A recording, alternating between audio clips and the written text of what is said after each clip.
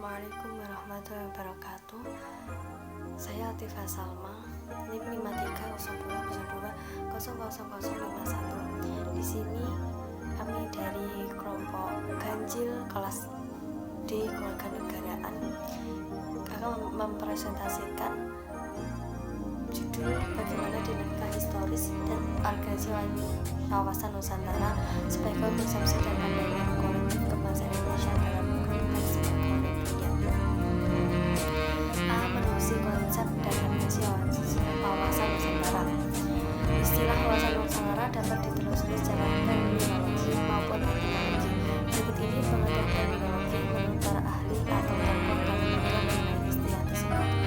1. Hasman Habib, wawasan Nusantara adalah kebulatan wilayah nasional termasuk satu kesatuan bangsa, satu tujuan dan tekad perjuangan dan satu kesatuan hukum, satu kesatuan sosial budaya, satu kesatuan ekonomi dan satu kesatuan hankam. 2. Wan Usman, wawasan Nusantara adalah cara pandang bangsa Indonesia mengenai diri dan tanah air Indonesia sebagai negara kepulauan dengan semua aspek dan beragam. 3. Majelis Musyawarah Rakyat tahun 1998, wawasan Nusantara adalah cara pandang dan sikap bangsa Indonesia mengenai diri dan lingkungan dengan mengutamakan persatuan dan kesatuan bangsa serta kesatuan wilayah dan keberadaan bermasyarakat, berbangsa dan bernegara. 4. Lembaga Ketahanan Nasional tahun 1999, wawasan Nusantara adalah cara pandang dan sikap bangsa Indonesia mengenai diri dan lingkungannya yang serta beragam dan bernilai strategis dengan mengutamakan persatuan dan kesatuan bangsa serta kesatuan wilayah dalam penyelenggaraan kehidupan masyarakat, berbangsa dan bernegara untuk mencapai tujuan nasional. Sedangkan secara etimologi, kata wawasan Nusantara berasal dari kata wawasan dan Nusantara. Wawasan dari kata wawasan atau bahasa Jawa yang artinya pandangan. Sementara kata Nusantara merupakan gabungan kata Nusa yang artinya pulau dan antara. Kemudian secara terminologi, wawasan Nusantara merupakan pandangan bangsa Indonesia terhadap lingkungan tempat berada termasuk diri bangsa Indonesia itu sendiri. Selanjutnya, hakikat Nusantara adalah ketuhanan Nusantara atau nasional. Arti tersebut secara luas yaitu sebagai sebuah cara pandang yang selalu utuh menyeluruh dalam lingkungan dalam lingkup Nusantara demi kepentingan nasional. Setiap warga negara dan aparatur negara harus berpikir, bersikap, dan bertindak secara utuh serta menyeluruh semata-mata demi kepentingan bangsa dan negara Indonesia. Kemudian tujuan wawasan Nusantara ini adalah mewujudkan nasionalisme yang tinggi di segala bidang di wilayah Indonesia yang telah lebih mengutamakan kepentingan nasional daripada kepentingan orang perorangan, kelompok, golongan, suku bangsa atau daerah. Selain itu, tujuan wawasan Nusantara di dua yaitu 1. Tujuan nasional dapat dilihat dalam pembukaan UUD 1945 dijelaskan bahwa tujuan kemerdekaan Indonesia adalah untuk melindungi segenap bangsa Indonesia dan seluruh tumpah darah Indonesia dan untuk mewujudkan kesejahteraan umum, mensejahterakan kehidupan bangsa dan ikut melaksanakan ketertiban dunia yang berdasarkan kemerdekaan, perdamaian abadi dan keadilan sosial. Yang kedua, tujuan ke dalam adalah mewujudkan kesatuan segenap aspek kehidupan baik alamiah maupun sosial. Maka dapat disimpulkan bahwa tujuan bangsa Indonesia adalah menjunjung tinggi kepentingan nasional serta kepentingan kawasan untuk mengendalikan dan membina kesejahteraan, kedamaian dan budi luhur serta martabat manusia di seluruh dunia. Mungkin ini yang dapat saya presentasikan, akan dilanjutkan oleh teman-teman dari kelompok saya. Terima kasih. Baik, saya Muhammad Fatur Rahman akan menjelaskan tentang alasan mengapa diperlukannya wawasan Nusantara. Dari pembahasan pidato yang dikemukakan oleh Insinyur Soekarno dan pembahasan tentang wawasan Nusantara dapat disimpulkan menjadi seperti yang kita ketahui, negara Indonesia merupakan negara multikultural. Indonesia memiliki suku, ras, maupun agama yang sangat beragam. Itulah mengapa penting untuk memahami banyaknya perbedaan tersebut melalui wawasan Nusantara. Pemahaman wawasan Nusantara juga akan meningkatkan rasa bangga atas bangsa karena sesungguhnya Indonesia dikaruniai dengan keberagaman tetapi tetap bisa bersatu. Selanjutnya, menggali sumber historis, sosiologis, dan politik tentang wawasan Nusantara. Yang pertama, latar belakang historis wawasan Nusantara. Pada tanggal 13 Desember 1957 merupakan tanggal munculnya konsepsi wawasan Nusantara yang bermula dari Perdana Menteri Insinyur Haji Juanda Kartawijaya. Ia mengeluarkan Deklarasi Juanda yang selanjutnya dikenal sebagai Deklarasi Juanda.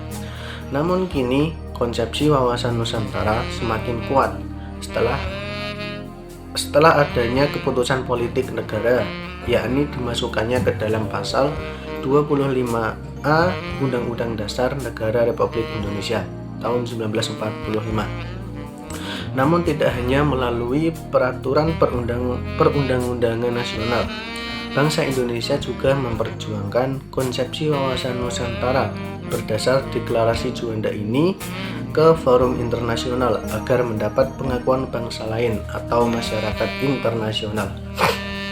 Dan pada akhirnya Indonesia diakui dan diterima sebagai kelompok negara kepulauan Indonesia melalui UNCLOS atau The United Nations Convention on the Law of the Sea 1982 dan kemudian diratifikasi melalui Undang-Undang Nomor 17 Tahun 1985.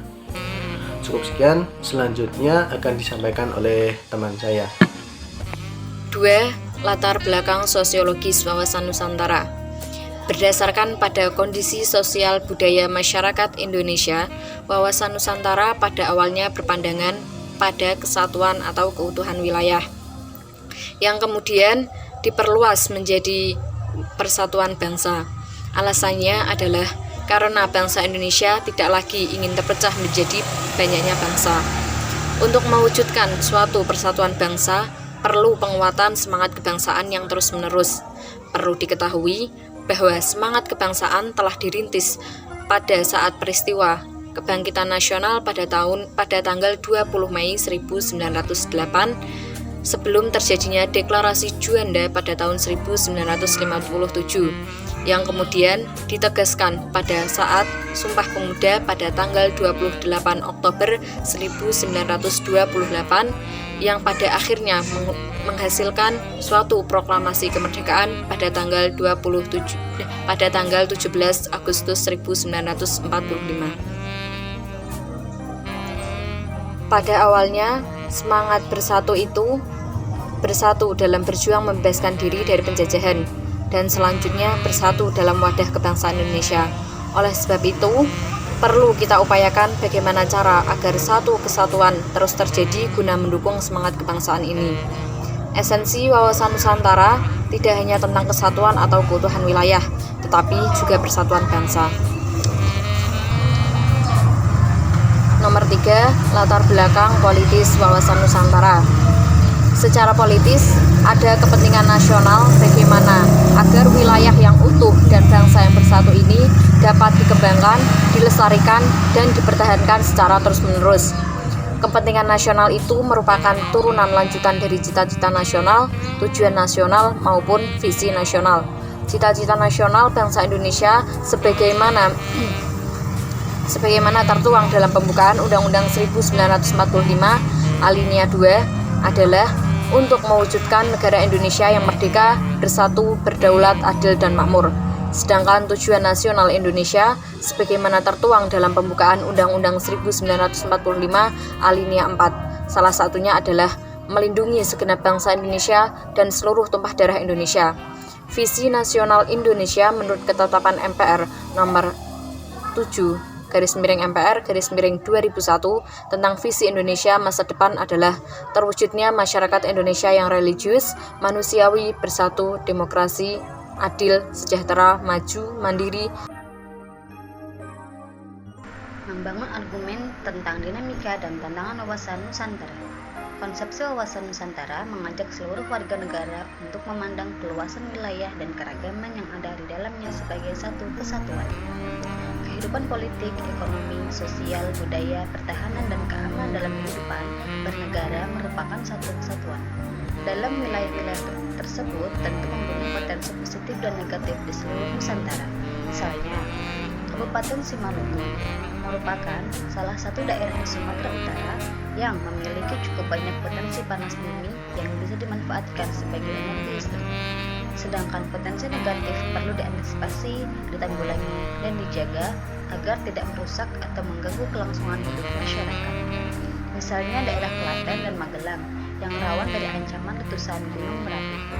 Oleh karena itu, wawasan Nusantara telah menjadi landasan visioner bagi bangsa Indonesia guna memperkokoh kesatuan wilayah dan persatuan bangsa.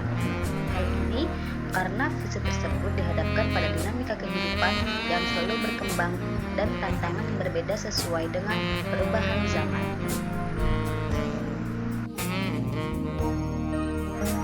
Mendeskripsikan esensi dan urgensi wawasan Nusantara. Bagaimana telah dikemukakan di muka bumi, esensi atau hakikat dari wawasan Nusantara adalah kesatuan wilayah dan persatuan bangsa Indonesia. Mengapa perlu persatuan wilayah? Mengapa perlu persatuan bangsa?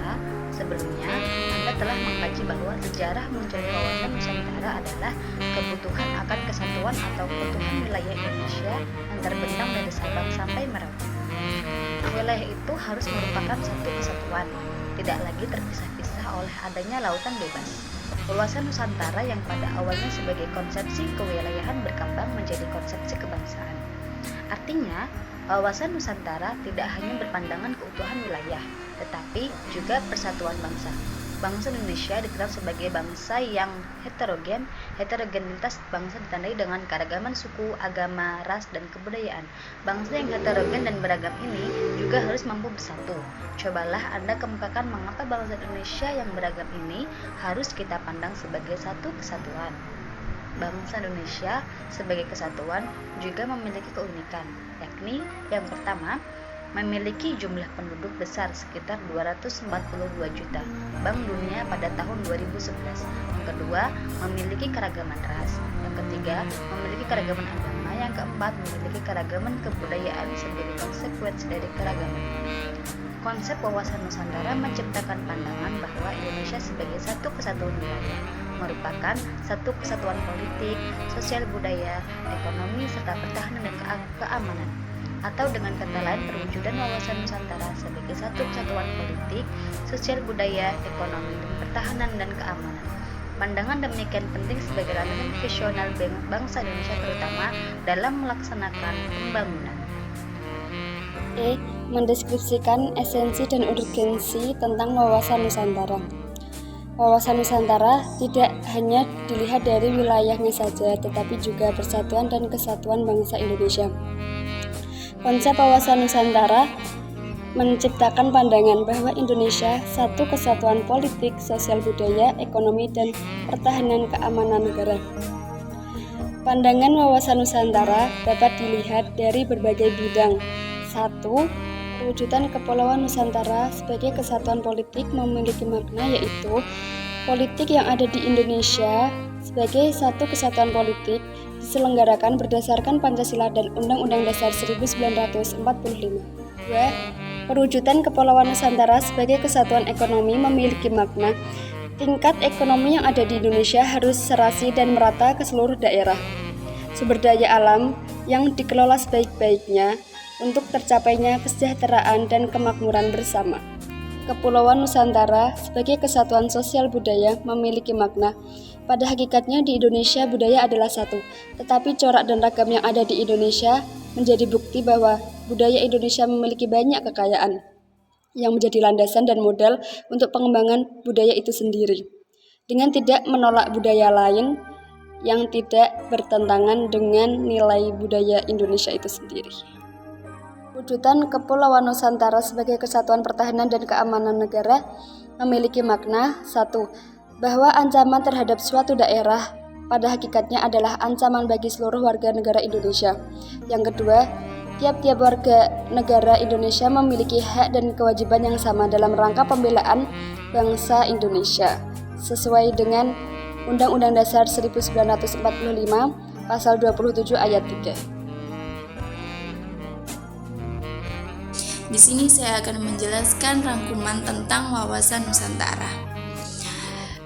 Yang pertama, wawasan Nusantara bermula dari wawasan kewilayahan dengan dicetuskannya Deklarasi Juanda pada tanggal 13 Desember 1957. Inti dari deklarasi itu adalah segala perairan di sekitar, di antara, dan yang menghubungkan pulau-pulau yang termasuk negara Indonesia dengan tidak memandang luas atau lebarnya adalah bagian-bagian yang wajar daripada wilayah daratan negara Indonesia.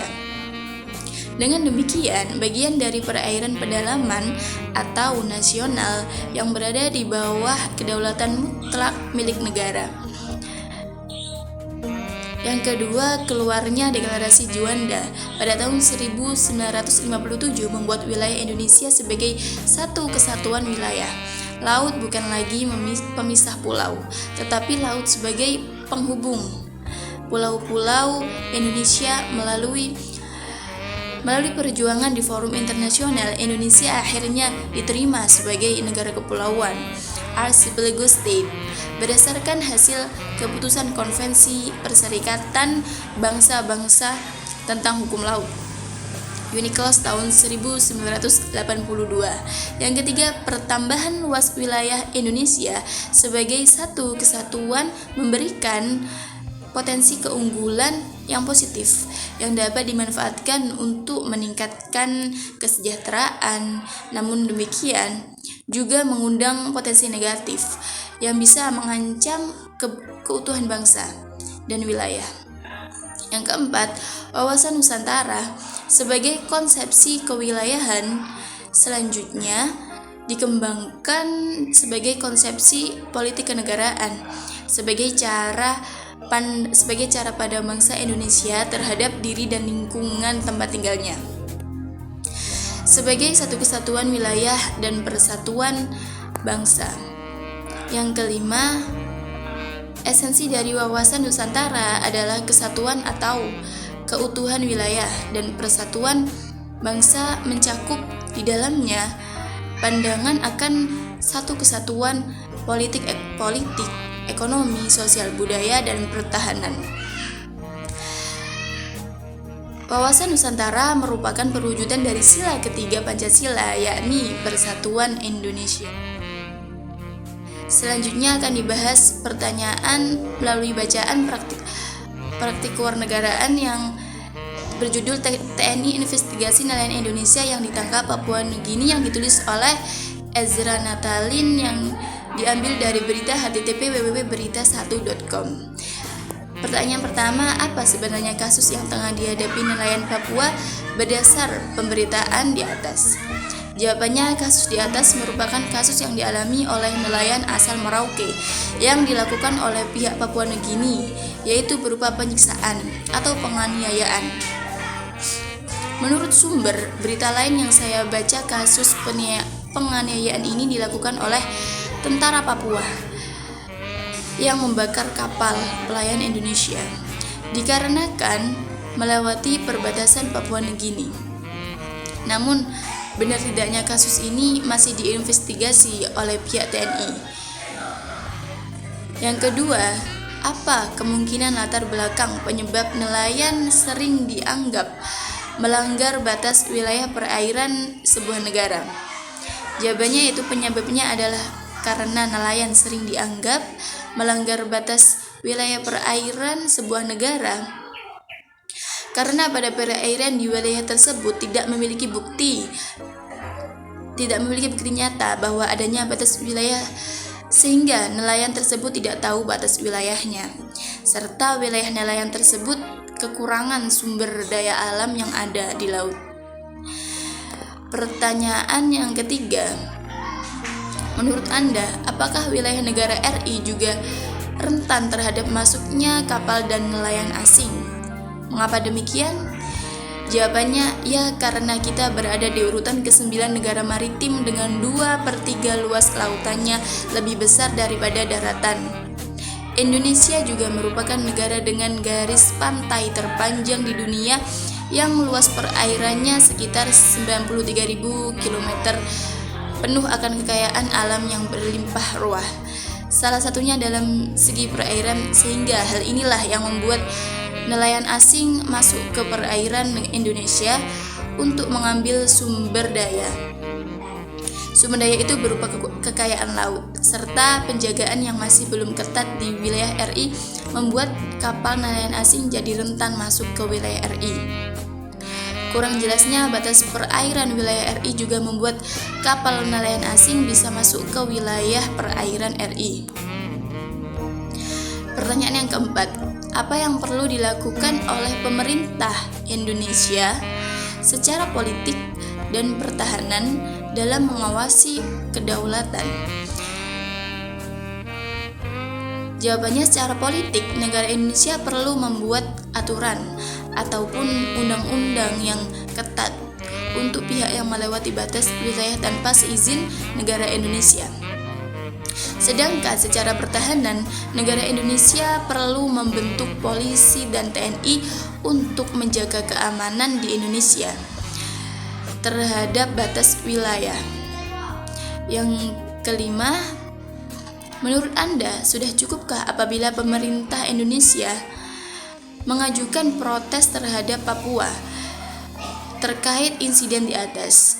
Menurut kami, jawabannya itu menurut kami, pemerintah Indonesia tidak usah mengajukan protes terhadap Papua Nugini karena Indonesia sendiri juga yang melewati batas wilayah yang telah ditentukan antara Indonesia dan Papua Nugini.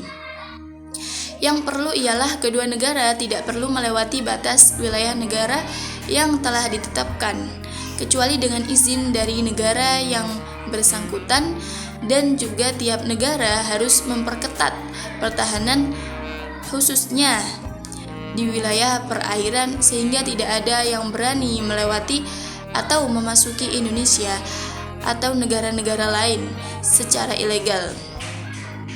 Dan juga akan ditakuti oleh negara-negara lain yang berniat memasuki atau bahkan mencuri sumber daya alam yang berada di wilayah perairan khususnya Indonesia.